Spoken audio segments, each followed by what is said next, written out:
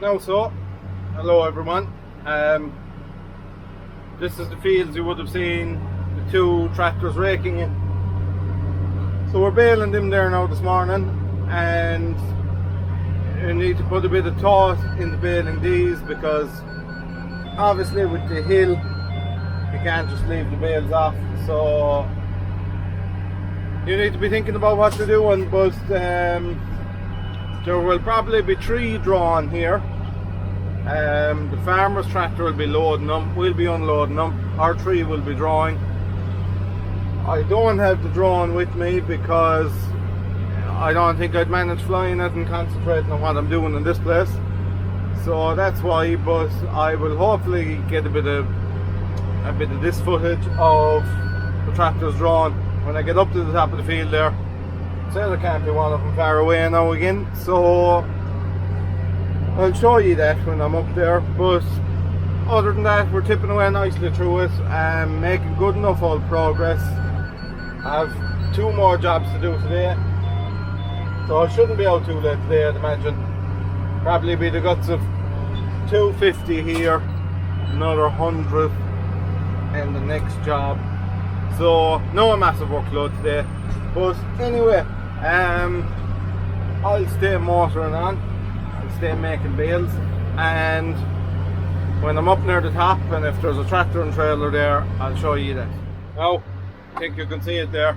The TM and the TVT are there, and the farmer's tractor is loading them, so they're making a start and drawing them. I'll keep making them away. On a previous video I touched on, I was in New Zealand, or sorry, I was in England. I done 2 May seasons in England, and I done 1 season in New Zealand.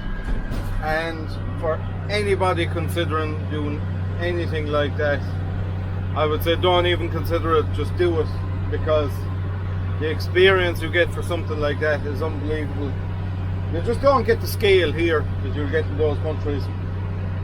I mean, the volume of work those guys go through is crazy. Lads that work for the New Zealand I think they were picking up over 30,000 acres with 4 harvesters. Like, it was just mad.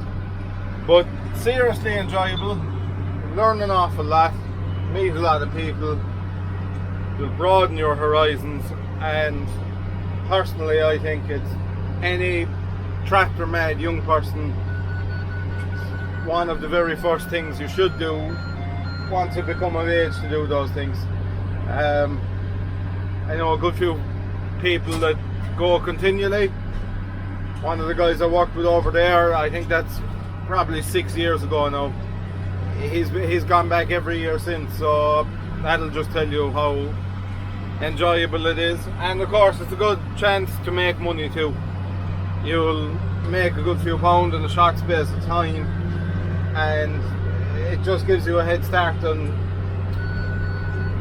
whether it be buying your first car or buying your first tractor or whatever it is. It just really gives you help to gather money, because it's not that easy gather money here, because you're constantly spending it.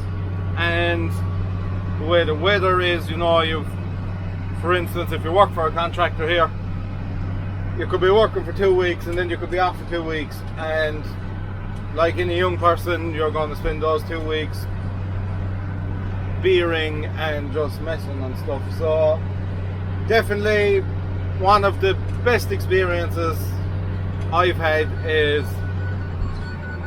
New Zealand and the UK. Totally different countries, totally different ways of doing things, but both seriously enjoyable.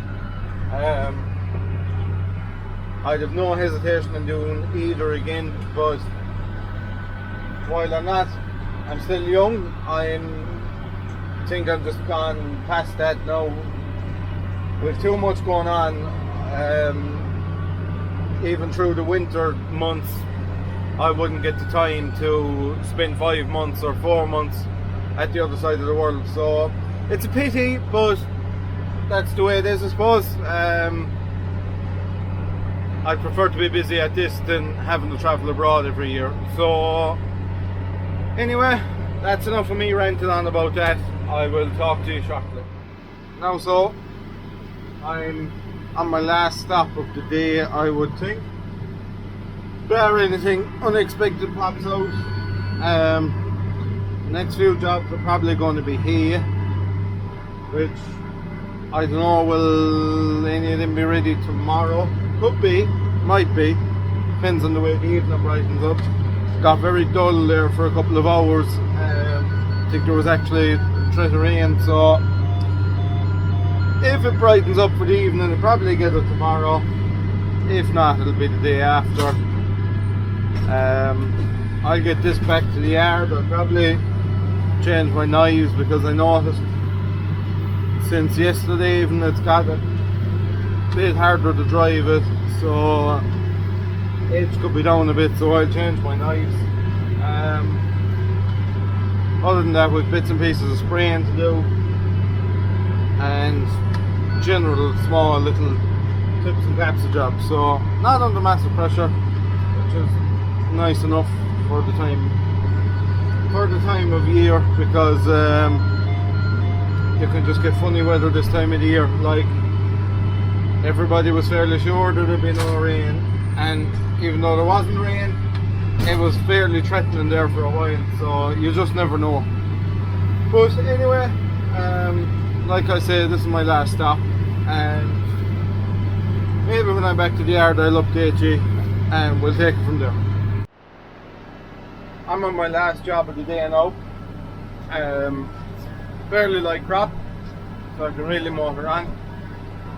When I'm finished this, I'll probably change the knives in the baler, because today I noticed it's got that bit harder to drive it, so they could do with being edged, but I have a couple of edge sets there already, so I'll be sticking one of them sets in.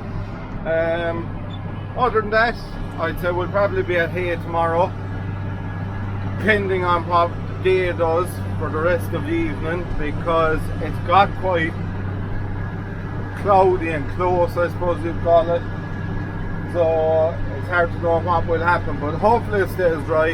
Hopefully that hay is fit to bale tomorrow, and that's what we'll be getting stuck into.